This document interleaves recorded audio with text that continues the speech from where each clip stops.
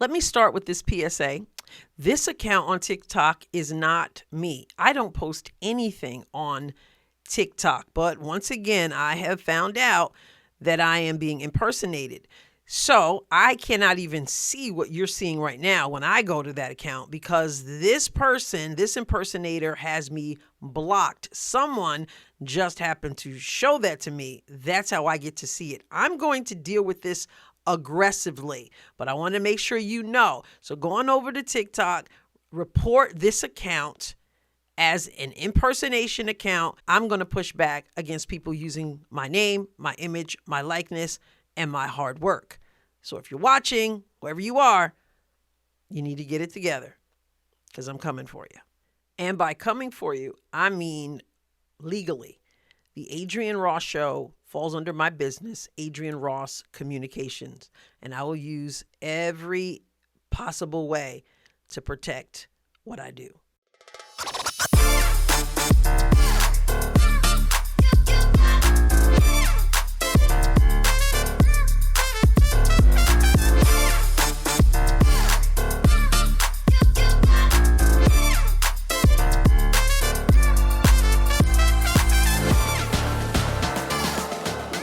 Welcome to another episode of the Adrienne Ross Show, where sports and culture connect. Many of you know that before moving into journalism for about 11 years, I was a teacher. I taught in upstate New York, 7th grade English for over 17 years. And the thing that I greeted my students with daily, as I stood outside the classroom after the bell would ring and kids are filing down the hallway or rolling down the hallway or punching each other down the hallway, whatever the case may be, as they step into my classroom and I'm greeting them, you could hear me say these words: welcome to the greatest experience of your day. And if you happen to run into any of my students from back in the day, some of whom by now are married and have children of their own, they remember that welcome to the greatest experience of your day. There was a sign outside the door as well. And of course, I taught junior high, 7th grade. So I had several classes throughout the day and each one coming through, welcome to the greatest experience of your day. And I meant it. It wasn't just, some smoke. I really believed that being in my class was the greatest experience of their day. And many of them would say yay and amen to that. Thank God. But I then went about trying to make it the greatest experience of their day. I say all that to say, with all the conversations going on right now after opening weekend in the WNBA, I want you to know that I try to make this place, the Adrienne Ross Show, one of the greatest experiences of your day. I want you to look forward to coming here, checking out the videos, getting in the comments. If you're a member of the channel, I want you to have, we have our members only live streams where we have a great time, where we have our members only open threads, posts during the day, and people are in there chopping it up. I want that to be special. There's a reason why I say family, the Adrienne Ross Show family. There's a reason why members of the channel say we're the Rossies, because we try to make it a great experience. And when we were waiting for about 8 months for the WNBA to start, I was looking forward to the games, the conversations, particularly about the Indiana Fever, being one of the greatest experiences of my day. And yet here we are, one game in for the Fever, and it's already absolute chaos. That's why I did the survival guide. And I've already been told, someone said I already had to go back. I had to watch that video again, the survival guide. I might need to watch it myself because I knew I know it's supposed to be basketball. I know it's supposed to be the greatest experience. I know it's supposed to be fun, but we're dealing in this culture with the WNBA, and we're dealing with Caitlin Clark being in the league, and that has thrown not only some players into this, I don't know what you want to call it, outer space experience, but the so-called fans, hither and yon. I'm not talking about Indiana Fever fans. I'm talking about people who have a problem with the Indiana Fever. It's thrown them into a tizzy. So as much as I would like to just do basketball, which of course I don't do. I mean, it's sports and culture, so I don't just do basketball anyway. But as much as I would like it to be more of the positive, the basketball part, breaking down plays, having a great time, and the cultural aspect, even the more positive aspects of the culture, I can't ignore the other stuff. I know some people say, just let it go, leave it alone, don't ever mention it. Well, I would be kind of, I don't know, that doesn't make sense. Even from a journalism background as well. I mean, you can't not talk about the biggest story in sports. I pray that there's more of the positive than having to address some of the nonsense. But I know if the WNBA doesn't get itself together, it'll be a whole lot of drama. I know some people love it because it brings people in, but it's so very toxic. I'm not sure the league can sustain it because there are good people, like the people I'm sure who are watching me right now, who don't want the drama. They want to have the greatest experience of their day. And being called racist and people putting up posts with a target on Caitlin Clark, and it just, there's so many options in life. A lot of people are not going for that option. So hopefully, prayerfully, things will be a great experience in the league. But for now, right now, I gotta address some things. So let me jump into this now. As I shared yesterday in the video, the WNBA issued a statement regarding allegations of some kind of racist sounds, I guess, that were directed toward Angel Reese. Now, I haven't seen anything. I mean, we're living in the day of social media. If there's something, we probably would have heard it by now, don't you think? What I have heard are people who were there say there was booing, which of course is to be expected, but none of that other nonsense that the narrative is pushing. And believe me, they want to push it. Believe me, they don't like Indiana being successful. They don't like Caitlin Clark being successful. They don't like that the Indiana Fever spanked Chicago by 35 points. Because remember, as I said last season, Angel Reese is not someone they care about. Angel Reese is someone they use to promote the racial idolatry that many of them have and some serious issues in their hearts. Now, if this doesn't pertain to you, if you are a true blue Angel Reese fan and you've not bought into this nonsense, then that's wonderful. I'm not talking to you. But there are a lot of people, it's not about caring about Angel. It's about the whole racial idolatry. It's about racism in people's hearts that they pass off on other people. Many cases, it's about projecting their own issues. I have seen racism, but I have seen it directed toward Caitlin Clark, and I have seen it directed toward Black players for the Indiana Fever. And we should be just as disgusted by that as any other racism, white on Black or otherwise. What's right is right. And I know people come at me and they come at other Black folks who report on the WNBA because we have failed the race if we support Caitlin Clark. But I'm not buying into that. That's not my heart. I want to love God and love people, whatever your color is. Again, I want to love God and love people. So I'm the wrong person to come to if I'm supposed to have some kind of special loyalty to wrong because it's behind a Black face. Not going to happen. I'll call out racism any day of the week, but I can't go along with trying to denigrate a whole fan base and trying to attack Caitlin Clark because she has the nerve to be white and be able to play basketball. And I'm not going after other Black people who enjoy a good game of basketball. And so they love Caitlin Clark and they happen to be Black. I'm not getting in line with that. And I'm certainly not going to be intimidated into supporting someone whose game I don't enjoy. And I'm not going to be intimidated into not supporting someone whose game I do enjoy. When I watch basketball, I want it to be one of the greatest experiences of my day. But anyway, the WNBA has decided to investigate, as I said yesterday, and put up a statement. And the statement says, the following is a statement from the WNBA regarding alleged hateful, this was from Annie Costabile, The following is a statement from the WNBA regarding alleged hateful fan comments at yesterday's Chicago Sky in Indiana Fever game. And the statement was, the WNBA strongly condemns racism, hate, and discrimination in all forms. They have no place in our league or in society. We are aware of the allegations and are looking into the matter. Now, the Chicago Sky issued a statement. Also, Chicago Sky Chief Executive Officer and President Adam Fox issued the following statement. We welcome the WNBA's investigation of allegations of fan misconduct during our first game of the season. We will do everything in our power to protect Chicago Sky players, and we encourage the league to continue taking meaningful steps to create a safe environment for all WNBA players.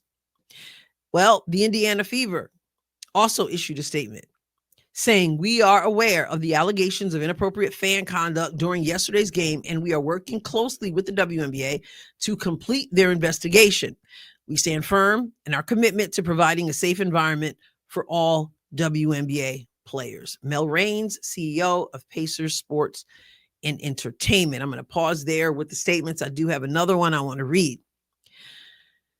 The thing that's so disturbing about this is this whole big thing about it, when you've got no evidence in this day of social media, it's just ridiculous. Now, if somebody's out there taunting people, threatening people, absolutely remove them from the game.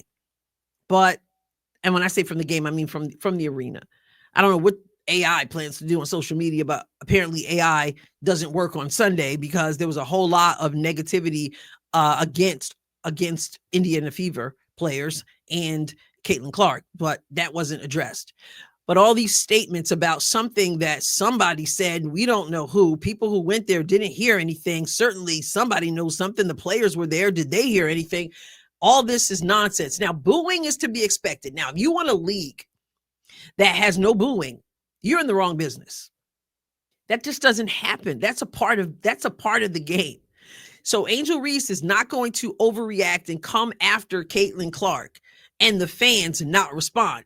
Even if that didn't happen, fans boo. In fact, when I was coaching, when we were working on free throws, we tried to simulate what it would be like during a game. So we would boo. Ballers can't even shoot a free throw without some booing. Real ballers. Now, if you're super sensitive, then you can't handle this sport. And that's what I heard happened. Even so, if somebody did something stupid and made a sound or something stupid, we should have heard about it. But if we're going to hear about it, well, then is that the whole fan base? Because that's the narrative that's out there. You have to understand this is by design. This is to keep us from enjoying the greatest experience of our day. This is to keep us from rejoicing over that 35-point win. So you make it into something that it wasn't. That's why I said during my live stream, I wish this had never happened, because this is going to be the narrative. This is going to be the takeaway. Now, I've got a whole lot to say about a lot of this stuff, and it's going to have to come in different videos. And some of it is maybe of a nature that I'm going to take over to my second channel, Adrienne Ross Squared. I haven't been doing a whole lot over there. I apologize to the subscribers over there because I've been so focused in here. But Adrienne Ross Square, you should subscribe to that channel if you have not done so yet. So some of it, depending on the nature of it, I might do over there. We'll see. But go on over to subscribe. It's not going to be everybody's cup of tea. So turn your notifications on. And if it's something that fits your fancy, then watch it. If it's not, then don't watch it. But yeah, we have a lot to talk about. But this is a certain agenda. So let me get to this tweet by Brianna Turner. She tweeted, or X'd, or whatever you want to call it, I am in full support of the league investigating potential bigoted behavior directed at players. If something is found, I hope the appropriate actions are taken. If nothing is found, I still believe it's better safe than sorry when it comes to player safety / welfare at arenas. Before that, she had posted, I strongly encourage those attending in person at arenas to alert usher security if you see or hear something promoting behavior that goes against league policy. Online, I'm the biggest advocate for protecting your peace by utilizing the block mute functions. Let's be better.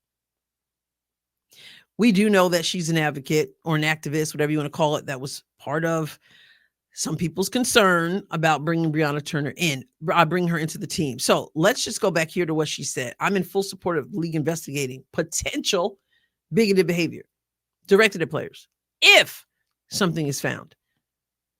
If something is found, and this is the key, all this,